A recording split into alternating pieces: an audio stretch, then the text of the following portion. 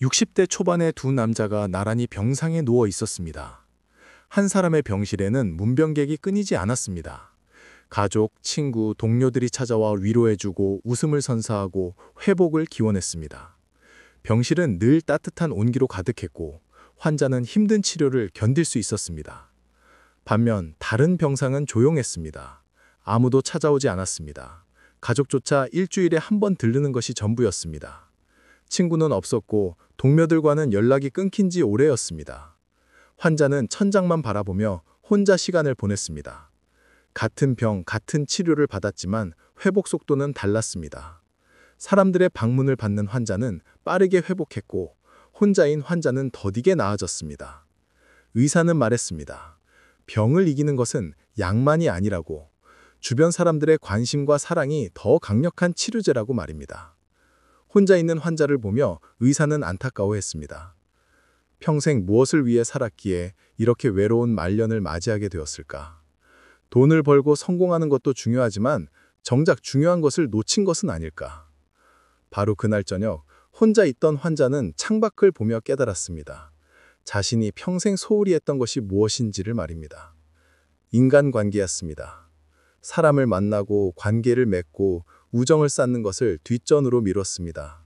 일이 바빠서 피곤해서 귀찮아서 사람들과의 만남을 피했습니다. 그 결과가 지금의 이 외로움이었습니다. 여러분, 혹시 지금도 인간관계를 미루고 계신가요?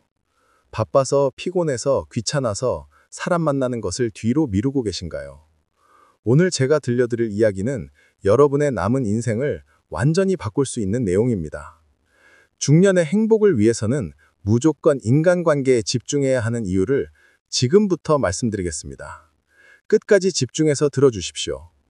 이 내용이 여러분이 진정으로 행복한 노년을 맞이하는 열쇠가 될 것입니다. 50대 후반의 박 씨는 평생을 일에만 매달려 살았습니다.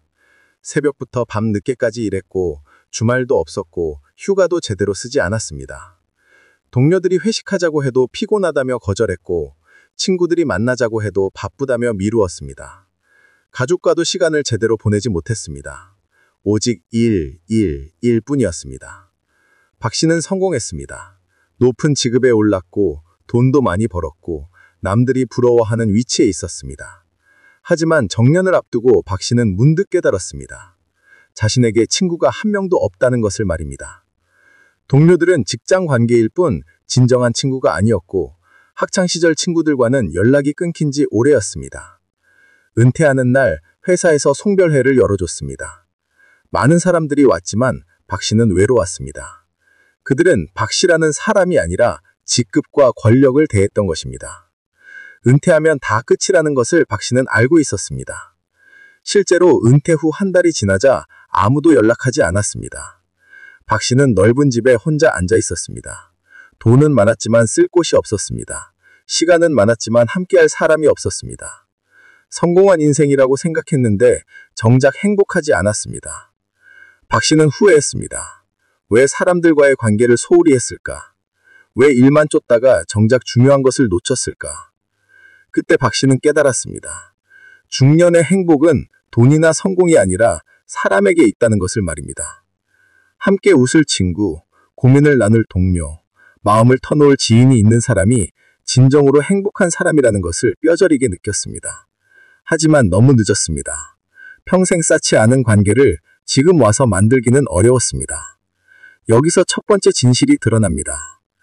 중년의 행복은 인간관계에 달려 있습니다.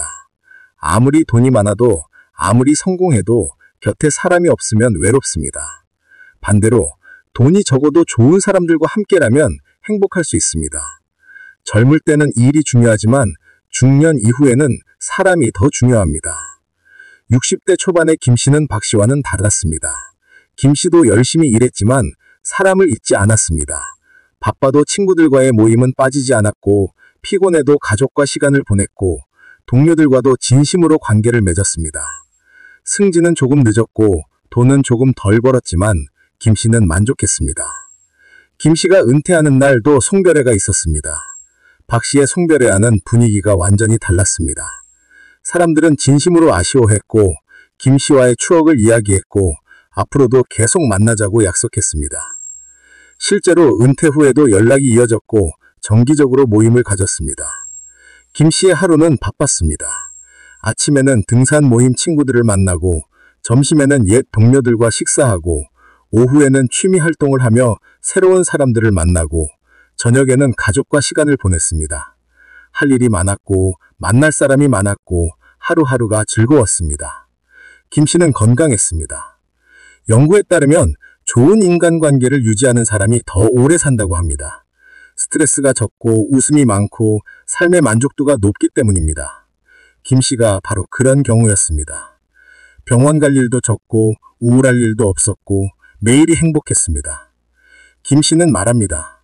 중년에는 무조건 인간관계에 투자해야 한다고 말입니다. 시간을 내고 에너지를 쏟고 진심을 다해 사람을 만나야 한다고 강조합니다. 그것이 노후를 행복하게 만드는 가장 확실한 방법이라고 말입니다. 두 번째 진실입니다. 인간관계는 투자입니다. 시간과 에너지를 들여야 하는 투자입니다. 젊을 때 투자한 관계는 나이 들어 큰 자산이 됩니다. 반대로 젊을 때 소홀히 한 관계는 나이 들어 후회로 남습니다. 지금 바쁘고 피곤해도 사람 만나는 시간을 우선순위에 둬야 합니다. 50대 중반의 이 씨는 아내와의 관계가 좋지 않았습니다. 평생을 함께 살았지만 대화가 없었습니다. 같은 집에 살면서도 남처럼 지냈습니다. 이 씨는 그게 당연하다고 생각했습니다. 오래 살다 보면 다 그렇게 되는 거라고, 사랑은 식는 거라고 믿었습니다. 그러던 어느 날 아내가 쓰러졌습니다. 뇌출혈이었습니다. 중환자실에 실려갔고 생사를 오갔습니다. 이 씨는 그제서야 깨달았습니다. 아내가 얼마나 소중한 존재인지를 말입니다. 매일 아침 밥을 차려주고 빨래를 해주고 집을 돌봐주던 사람, 당연하게 여겼던 그 존재가 얼마나 큰 의미인지 알게 되었습니다. 다행히 아내는 회복했습니다. 하지만 이 씨는 변했습니다. 아내에게 잘해주기 시작했습니다. 고맙다는 말을 하고 사랑한다는 말을 하고 함께 시간을 보내려고 노력했습니다. 처음엔 어색했지만 계속 하다 보니 자연스러워졌습니다. 부부관계가 좋아지니 삶이 달라졌습니다. 집에 오는 것이 기대되었고 대화가 즐거웠고 함께 있는 시간이 행복했습니다. 이 씨는 깨달았습니다. 가장 가까운 사람과의 관계가 가장 중요하다는 것을 말입니다. 멀리 있는 친구보다 옆에 있는 배우자를 먼저 챙겨야 한다는 것을 배웠습니다. 이 씨는 말합니다. 중년에는 배우자와의 관계에 집중해야 한다고 말입니다. 평생을 함께 살 사람인데 소홀히 하면 안 된다고, 매일 노력해야 좋은 관계를 유지할 수 있다고 강조합니다. 당연하게 여기지 말고 감사하고 사랑을 표현하라고 조언합니다. 세 번째 진실입니다.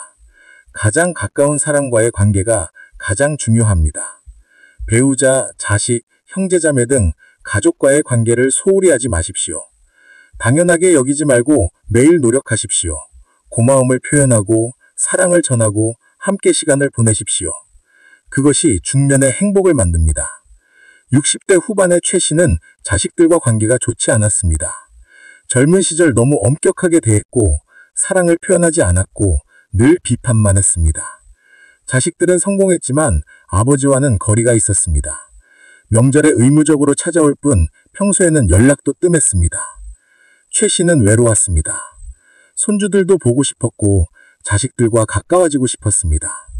하지만 어떻게 해야 할지 몰랐습니다. 평생을 그렇게 살았는데 지금 와서 바꾸기가 어려웠습니다. 자존심도 상했고 먼저 다가가기도 창피했습니다. 그러던 중 최 씨는 한 강연을 듣게 되었습니다. 관계 회복에 관한 내용이었습니다. 강연자는 말했습니다. 늦었다고 생각할 때가 가장 빠른 때라고, 지금이라도 변하면 된다고, 진심을 담아 다가가면 자식들도 마음을 열 것이라고 말입니다. 최 씨는 용기를 냈습니다. 자식들에게 전화를 걸고 만나자고 했습니다. 그리고 솔직하게 말했습니다. 미안하다고, 잘못했다고, 사랑한다고 말입니다. 처음엔 어색했지만 진심이 통했습니다. 자식들도 마음을 열었고 관계가 조금씩 회복되기 시작했습니다. 지금 최 씨는 자식들과 자주 만납니다.